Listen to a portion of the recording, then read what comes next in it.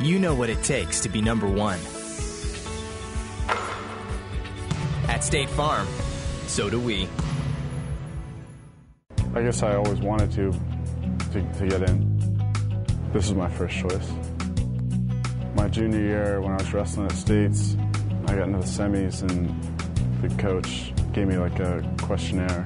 In the summer, he called me, and we started talking then. I heard pretty late, like I had to wait like a month or a month and a half after everyone else found out until I actually got officially accepted.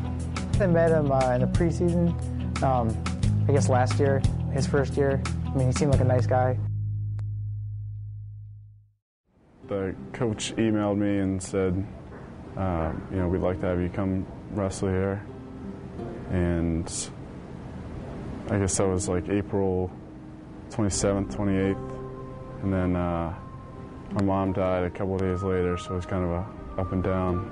My mom was in the hospital when I found out I got into UVA, so it wasn't that sudden when she died, but she got to find out that I got in, so it was pretty big. Actually, the first time I heard about it was secondhand, because like Adam he didn't relate it to me immediately, but a guy I'm living with now actually went to high school with Adam, so he knew the whole story, and so I didn't find out about that actually until pretty recently, and it was really surprising to me, just because, I mean, I had always just been so amazed by the way he handled the whole knee injury thing, and now I'm realizing that he's been dealing with something that's just puts that, just blows that out of the water in terms of how devastating it was for him.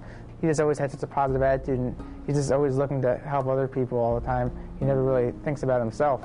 So I think it'd be very easy in a situation like that to look for other people to help you out rather than putting other people first.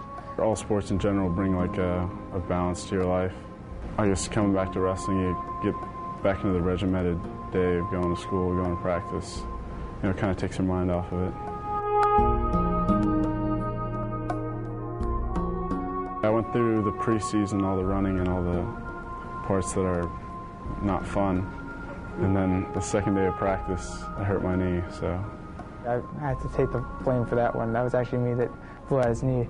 I just took a shot on him. We shook hands, and as soon as I took a shot, instead of being able to backpedal when I shot on him, his foot got kind of stuck on the mat. When I stepped back, the plant on my back foot, and stepped on the side of my foot, and I guess there was no grip on the shoe, so it just slid out, and my knee caved in. 4 months after that surgery, I just doing rehab and tore it again. I guess it was too loose, and so I had to go through it all again. I think I remember a lot of people, especially after the second surgery, saying, well, he's not coming back next year.